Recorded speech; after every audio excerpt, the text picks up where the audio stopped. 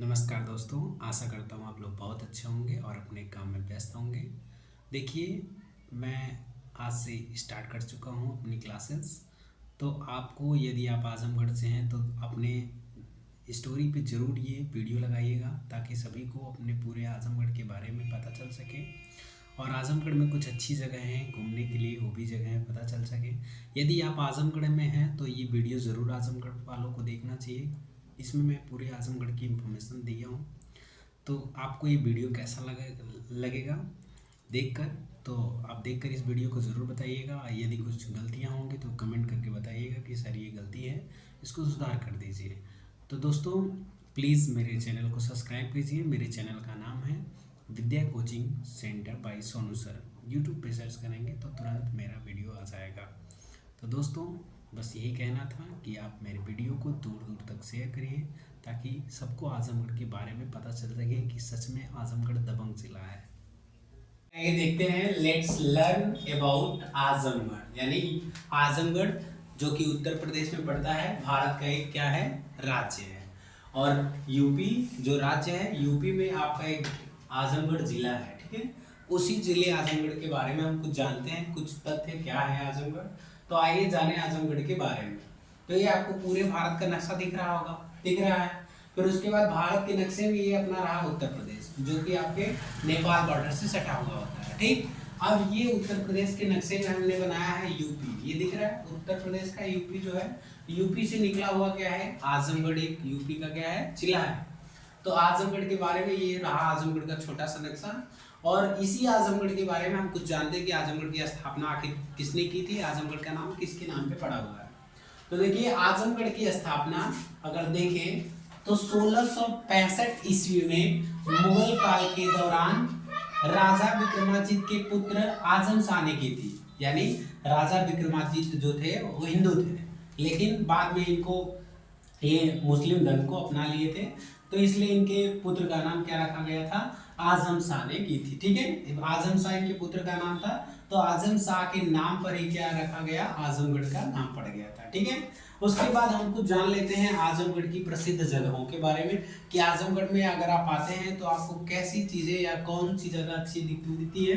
तो देखिए, आजमगढ़ में प्रसिद्ध जगह पर्यटन की दृष्टि से देखें, पर्यटन मतलब घूमने की दृष्टि से अगर आप देखें तो चले जाएंगे महाराजगंज, जो कि सबसे प्रसिद्ध मंदिर आपका भैरव बाबा है, जहाँ पे बताया जाता है कि अगर आप वैष्णो माता दर्शन के लिए जाते हैं तो सबसे पहले आपको भैरव बाबा का दर्शन करना जरूरी होता है। कि आजमगढ़ प्रसिद्ध जगह, आजमगढ़ की प्रसिद्ध जगहों के बारे में किस दृष्टि से आजमगढ़ की प्रसिद्ध जगह है, तो पर्यटन की दृष्टि से। यानी आप कहीं से भी हैं, किसी भी जिले से हैं, तो आजमगढ़ में आप पर्यटन की दृष्टि से इन जगहों पे आ सकते हैं घूमने के लिए।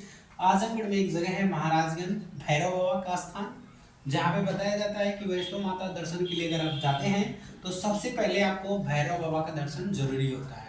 यदि आप भैरव बाबा के दर्शन नहीं करते हैं तो वैष्णो माता धाम आपका अधूरा रह जाता है। उसके बाद आप चले जाएंगे मेहनगर। आजमगढ़ में मेहनगर आपको क्या देखने को मिलता है, राजा हरिवंश का किला देखने को मिलता है, जो कि आज भी पड़ा हुआ है, हालांकि खंडहर हो गया फिर भी आपको देखने को मिल जाता है। और एक विशाल तालाब उसमें मिल जाता है आपको मेहनगर देखने के लिए। उसके बाद अगर आप चले जाते हैं तो देखेंगे आजमगढ़ में एक जगह है दुर्वासा, जहाँ पे आप देखेंगे तो मेला भी लगता है, लोग नहाने के लिए स्नान करने के लिए जाते हैं, तो ये एक प्रसिद्ध स्थान है। और उसके बाद भंवरनाथ मंदिर, जो कि सबसे प्रसिद्ध आपका भंवरनाथ मंदिर भी है, यहाँ भी आप विजिट कर सकते हैं। और सबसे अगर देखें तो सबसे महत्वपूर्ण जो आपका धार्मिक स्थल माना जाता है वो आजमगढ़ का अवंतिकापुरी, जिसको हम आवक धाम भी कहते हैं, जहाँ पे इंसान क्या करता है कि कहीं भी दुनिया का किसी के भी कोने से रहे, अगर वो कहीं भी स्नान करने जाता है तो बताया जाता है, जहाँ बताया गया है कि लोग सबसे पहले यहीं स्नान करने के लिए आते हैं। अब ऐसा मत सोचिएगा कि सुबह उठिए और यहीं स्नान करने के लिए, नहीं, ऐसा नहीं है। स्नान करने का मतलब आप अगर कहीं भी तीर्थ स्थल पर स्नान करने जाएं तो सबसे पहले माना जाता है कि आपको अवंतिकापुरी स्नान करना जरूरी होता है। जैसे जो लोग गया स्नान करने लिए जाते हैं तो गया पूछा जाता है कि क्या आपने आवक धाम का स्नान किया है। अगर उसने स्नान कर लिया है, उन्होंने जो भी गया नहाने के लिए गया ठाकुर द्वारा बोला जाता है, तो उसको इतिहास के बारे में, यानी ब्रिटिश काल और स्वतंत्रता संग्राम। आपको याद होगा कि जब हमारे भारत देश में अंग्रेजों का शासन था तो उस समय देखेंगे कि 18 दिसंबर को 1832 को आजमगढ़ एक जिला बना था, ठीक है। और सर थॉमस जो थे पहले कलेक्टर बने थे, यानी डीएम बने थे अपने आजमगढ़ के, ठीक है। कब हमारे आजमगढ़ एक जिला बना था? तो 1832 यानी 18 दिसंबर 1832 में हमारा आजमगढ़ एक जिला बना था, ठीक है। और उसके बाद ये मत याद रखिएगा, जो मैं पिछला बताया हूँ 1600 कुछ, वो स्थापना दिवस है, वो एक शहर बना था, लेकिन इस दिन हमारे जिले मतलब आजमगढ़ को एक जिला घोषित कर दिया गया था।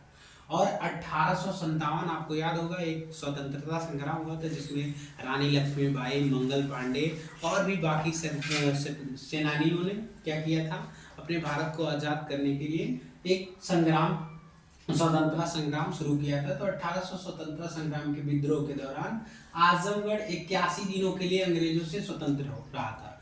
मतलब सोच लीजिए, आजमगढ़ उस समय 1857 में 81 दिन के लिए आज़ाद हो गया था, स्वतंत्र हो गया था। लेकिन बाद में फिर अंग्रेजों से स्वतंत्र हो गया। हालांकि बाद में फिर अंग्रेजों ने क्या कर लिया, इसको फिर से कब्जा कर लिया था आजमगढ़ को।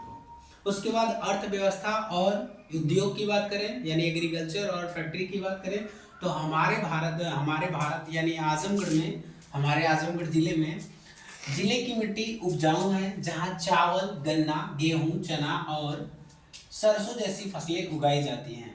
और यहाँ पे उद्योग की बात करें, फैक्ट्री की बात करें, तो चीनी मिलें और वस्त्र बुनाई यहाँ के प्रमुख उद्योग है। आजमगढ़ जब आएंगे, अगर आपको मन कर रहा है कि चीनी कहाँ बनती है, तो चीनी मिल हमारे आजमगढ़ सटिया शहर में स्थित है। वो जानते हैं प्रशासनिक विभाग, यानी कि प्रशासन कैसे होता है बात अपने आजमगढ़। तो देखिए आजमगढ़ में जब भी आप देखेंगे तो तहसीलों की संख्या 7 तहसील है। उसमें देखिए जनसंख्या के अनुसार अगर देखें तो सबसे बड़ी तहसील निजामाबाद है, ठीक है, जनसंख्या के अनुसार। लेकिन क्षेत्रफल के अनुसार अगर सबसे बड़ी तहसील देखें तो सगड़ी है, ठीक है। और उसी एक और देखते हैं कि आपके मन में होगा कि सबसे छोटी तहसील, तो जनसंख्या और क्षेत्रफल की दोनों की दृष्टि से कौन सा है? सबसे छोटी तहसील आपकी बेनगर होती है, ठीक है। और उसके बाद आजमगढ़ में कितने ब्लॉक हैं? तो आजमगढ़ में 22 ब्लॉक है। और आजमगढ़ में देखिए नगर पंचायतों की संख्या तो 10 है, और नगर पालिका कितनी है? 3 है। और आजमगढ़ में टोटल पूरा गांव देखें तो 4106 गांव है, जिसमें से 3792 में लोग बसे हुए हैं और 314 गांव खाली है, ठीक है। मतलब वहाँ पे कुछ नहीं है, गांव नहीं है। और देखें अगर हमारे आजमगढ़ में हिंदुओं की अगर देखें जनसंख्या, तो 2011 की जनगणना के अनुसार 84% पूरे जनसंख्या की 84.06% हिंदू हैं, और मुस्लिम जो हैं पूरे जनसंख्या का 15.58% है, ठीक है। उसके बाद वर्तमान में देखें तो आजमगढ़ के जो डीएम हैं वो श्री राघवेंद्र कुमार हैं, ठीक है। उसी तरह हम ये देखिए, ये मत कहिएगा हमेशा के लिए नहीं रहते हैं, आजमगढ़ के डीएम हमेशा चेंज होते रहते हैं, ठीक है। उसी तरह हम देखें तो विधानसभा सीटें हमारे यहाँ आजमगढ़ में 10 हैं और लोकसभा की सीटें 2 हैं। उसी तरह देखते हैं आजमगढ़ में कुल पुलिस स्टेशन, यानी आजमगढ़ में टोटल कितने थाने हैं? तो 26 थाने हैं, ठीक है।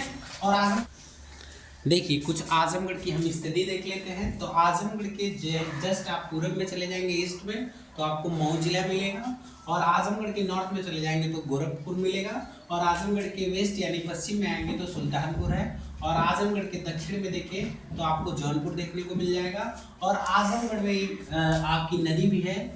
नदी कौन सी है? तो आजमगढ़ में आप एक देखेंगे तो तमसा नदी है, यानी इसी तमसा नदी के किनारे आपका आजमगढ़ बसा हुआ है। तो उम्मीद करते हैं कि आप लोगों को ये वीडियो अच्छा लगा, और जिन को ये वीडियो अच्छा लगा आप ज़रूर बताइएगा, ताकि मैं आपके ज़िले के बारे में इंफॉर्मेशन देने की कृपा करूं, इसलिए। और दोस्तों आपको आजमगढ़ के बारे में जानकर कैसा लगा? बहुत सारी जानकारी आपको नहीं पता होगी। देखिए मैंने उसमें कुछ गलतियाँ कर दी हैं, जैसे कि लोकसभा सीट एक ही होती है, मैंने 2 लिख दी है गलती से, 2-3 लिख दी होगी, गलती हो गई होगी। चलिए कोई बात नहीं, आजमगढ़ में एक ही लोकसभा सीटें हैं। तो प्लीज़ सब्सक्राइब माई चैनल।